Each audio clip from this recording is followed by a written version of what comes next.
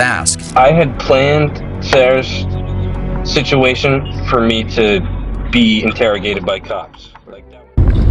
Welcome back to CSL TV, and I just hope you guys are having a beautiful, blessed day. Now, we about to go back into the courtroom because there's some interesting things I want to show y'all.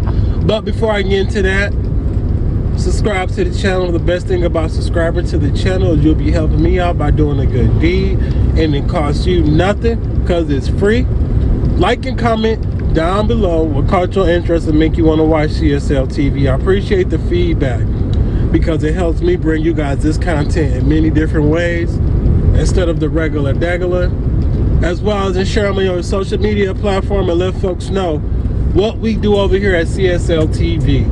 And it's just a reaction review channel as well as an information channel. Hopefully I'll bring you guys some stuff nobody else have, but if not, it's cool because we can't be everywhere at all times. And like I said, I'm not gonna make this long, so y'all have a beautiful, blessed day. Let's get it. We have to warn you, this video is hard to watch. It shows police in Orange County, California, responding to suspected shoplifting at a Walmart there. The female suspect is like right here. The store said these two people had a fake receipt on their phone and were allegedly trying to steal high-end items like electronics. I guess you have a fake Walmart receipt on your phone? No. Police asked them to leave the store, saying they needed to briefly detain them while they get their information. Let's just leave the store peacefully while people try to shop. And that's when things go off the rails. As they're leaving, a cop points out, Where? Don't reach for it. Get your hand off the knife. Get the out of the store. That cop then tries to handcuff the man, which results in a tense struggle before the man is thrown to the ground. Then they notice, He's got a gun! He's got a gun! Shoot him! Shoot him! 18464, shots fired. thankfully that man survived. This all happened in January, but we're only just now seeing the video. Police say they were justified because this freeze frame shows the suspect's hand reaching for the gun. The suspect is apparently a convicted felon who's not allowed to carry a firearm. A young woman murdered and disposed of by her childhood friends. This is the case of the strange disappearance of Sarah Stern. My biggest problem was the dog, and her dog laid there and watched as I killed her. Sarah Stern was a 19-year-old girl from New Jersey. Pictures up and action.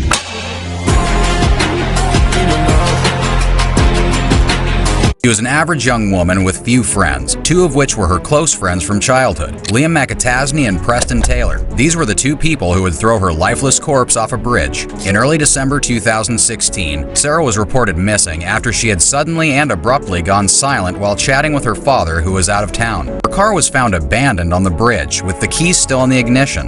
911, where's the emergency? Not emergency. Actually on the Belmar Bridge, right after heading south in the middle of the bridge, there's a car that's abandoned. It's off to the side of the road, but The Belmar Bridge being the 35 bridge? And was there anybody inside the vehicle? I looked now. Sarah was last seen alive with Liam McAtasney on that fateful December day. The pair had been running errands and had gotten lunch together before her disappearance. Unsurprisingly, the police had a few questions for Liam. When did you last see Sarah? When I was leaving her house to go to work. But Liam wasn't about to tell the truth. Instead, whenever he was questioned, he would insinuate that Sarah had either run away. She's always wanted to go to Canada. She's always been obsessed with Canada. She has everything that she could need to go to Canada. Or that she might have committed suicide. In the past, she has had a tendency to have self-destructive behavior.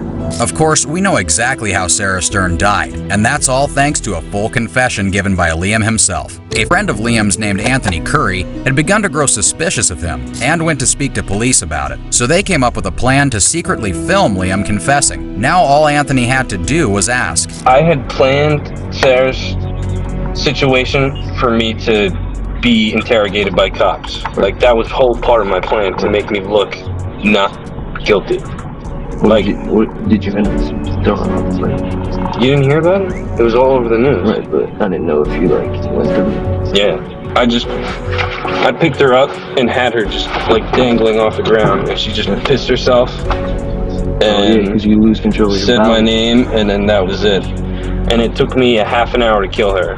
I thought I was going to be able to choke her out and have her out in like a couple minutes. I planned this thing out for like 6 months. Liam had strangled Sarah to death in her own home, drove her body to a nearby bridge, and with the help of Preston Taylor, they tossed her body into the river. The case had one more twist, however. Preston would turn himself in and confess to helping Liam dispose of Sarah's body, leading to both their arrests and eventual sentencing. That's what makes this really a heinous event, that these were two people, meaning Sarah and Liam, that knew each other since, I believe, grammar school. So on count one, murder in the first degree, it's life imprisonment without the possibility of parole. Preston Taylor wasn't handed life imprisonment like his cohort, instead getting 18 years in prison. So what drove Liam to murder Sarah Stern? Well, he did it for money. They thought Sarah had found a shoebox that contained $100,000, and Liam and Preston wanted it for themselves. Liam, being the cold-blooded killer he is, decided that murder was the only way. In the end, he only found $7,000. I don't feel any different, and I don't think about it.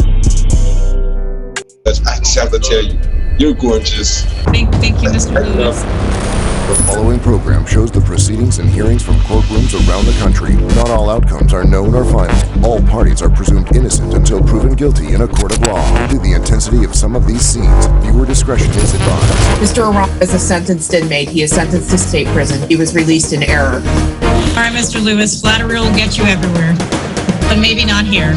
Miss Alem, have you spoken with him about surrendering? He surrendered today. First up, we head to a virtual bond hearing in Fort Lauderdale, Florida. Judge Tabitha Blackman presiding. Demetrius Lewis on page 26. The defendant is Demetrius Lewis, who appears remotely. How you doing? How you doing? All right, I'm good, sir. How are you? Lewis is charged with possession of an illegal substance and attempted burglary, a felony which could send him to prison for 5 years. But today, he's got other things on his mind besides his legal situation. Judge, you're so gorgeous, Miss Judge. I just have to tell you, you're gorgeous. Thank you, Mr. Lewis. With the entire Zoom watching, Lewis makes a not-so-subtle play. Why I love the DraftKings Casino app. It has hundreds of my favorite casino games. For the judge. Notice the reactions from the other parties, including prosecutor Eric Linder. Judge, you're so gorgeous, Miss Judge. I just have to tell you, you're gorgeous. Thank you, Mr. Lewis. Maybe Lewis's charm will help his cause. All right, Mr. Lewis, flattery will get you everywhere, but maybe not here. Or maybe not. Judge Blackman remains focused on moving forward with the case. The court finds probable cause on count 1, burglary, occupied dwelling, unarmed. Count 2, possession of MDMA ecstasy. She then asked the state for its recommendation. Your Honor, I'm recommending a $7,500 bond, no victim contact, no return. Noting the allegations, Your Honor, there were 3 children present in the home that Mr. Lewis was attempting to break into. Okay, thank you, Mr. Linder. Lewis objects, but the judge moves on to the defense and then renders her decision. She sets his bond at $5,000. Which is significantly better than the $7,500 requested by the prosecution. Brody said, goddamn judge lady, you so fine and gorgeous and fucking beautiful. Hey, can you reduce my sentence? And, you know, she said, unfortunately, it wasn't going to work in the courtroom, but they wanted his shit to be like fucking $8,000. And she said, nah, we're going to do it for $5,000. So that means that shit worked in the courtroom, right? Because that shit was crazy as hell how, you know, she is fine as hell. I ain't even gonna lie. There's a lot of beautiful people in this world, and there's just some people that are just more beautiful than others. But he said, I had to let it be known. Bro said, you gorgeous. Yeah. And to be honest, he looked like an old motherfucker. I ain't even think he was that young. My boy was like in his 50s or some shit. You know what I'm saying? 40 years old. Just how he looked, posture, and all that. But he's not, and that's a problem. The inmate did not escape. Instead, a paperwork error triggered his early release into the public on what just happened to be his 52nd birthday. It was a nice present, considering Arama still had just under a year to serve, linked to criminal mischief, probation violation, and shooting or throwing a deadly missile into a dwelling or vehicle. Yes, throwing a missile into a dwelling or vehicle. After realizing the mistake, authorities issued warnings to the public, including this wanted flyer. Based on Arama's criminal record, his accidental release was a serious situation. For nearly 3 days, there was no sign of Arama until he resurfaced in an unlikely place. On a Zoom call with the Miami-Dade Circuit Court. That's Arama, who, despite being aware that he's currently a wanted man, looks pretty relaxed from an undisclosed location with a friendly little pooch on his lap. Due to the COVID-19 pandemic, the Broward County Court set up an easily accessible portal for remote hearings. Prior to his release, Arama had a hearing scheduled for today that he should be joining from inside the correctional facility. But instead, it looks like he's on the patio. Despite being wanted by police, he shows up for his hearing and is even a little early. At the time, the only other person on the video call is his attorney, Assistant Public Defender Fadya Salem. But after a brief conversation discussing his situation with her, he hangs up before the actual hearing begins. Mr. Arama is a sentenced inmate. He is sentenced to state prison. He was released in error. As you know, Mr. Arama was present. His video was working. Then he turned it off. Ms. Salem, have you spoken with him about surrendering? Judge, I have spoken to him. This is his only request. He has only but a few possessions left to his name and a dog. And he's merely asking for the court to give him a date to surrender so that he can find somebody to take those possessions. Despite the fact that Arama is supposed to be in jail, Salem continues to make the case for a little more free time for her client.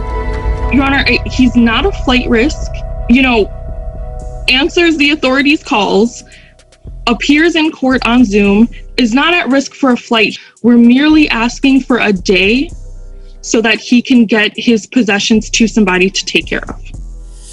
Judge Marlene Fernandez-Caravezos seems to think Arama's dog-sitting vacation has lasted long enough. He's had that day, Ms. Salem. He was released on Monday. It's now Thursday. He surrendered today. Eduardo Arama was taken back into custody the following day without incident.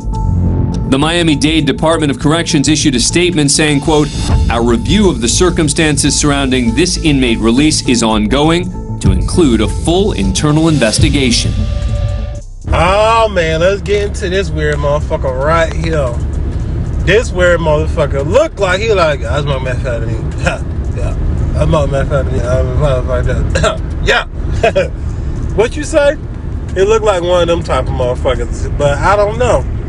But what I do know is how the fuck they let his goddamn ass out the courtroom and not knowing that he was not supposed to be out the fucking jailhouse court, out of jail and shit.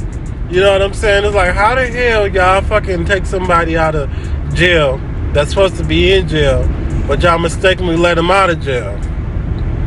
This fool done goddamn threw fucking missile grenade launchers and shit at people, and y'all let him out of jail? Like, hold on, who in charge of that situation? Because that's more than a motherfucking writer. That's a that is motherfucking code 6254.-28B. Disciplinary actions. 2 weeks off, no pay, my baby. You know what I'm saying? Y'all let a motherfucking terrorist off this bitch. Code violation 6522 3.-86C. Crazy motherfuckers. What the C stands for. And I can't believe y'all made that type of mistake. And then he has the nerves to show up to the motherfucking courtroom on a Zoom meeting like it was all good in the hood. Hey, my boy, you ain't even supposed to be out the goddamn jail prison system. You feel me? You supposed to be in that motherfucker going to your hearing. And then he turned the shit off like, hold on. I ain't know this bitch was gonna be in here. God damn. She be trying to get me like backed up. Or in his own words, motherfucker. And it was funny because he had a COVID mask and all that shit on his little Zoom meeting. Oh, let's look at this guy. I can't forget about that face. I forgot his name, but anyway, remember we watched another court situation where somebody was like, you're fucking this and that, and he didn't even turn off the voice shit. He just turned off the camera. He didn't turn off the voice shit, and they wanted him to apologize, but he didn't want to apologize. So he was like, you know what, Leonard? That's what his fucking name was. I think it was Leonard or something. But anyway, he's back. And he was trying to get Brody Bonds to be like fucking $8,000 and shit. And it's like, nah, Brody.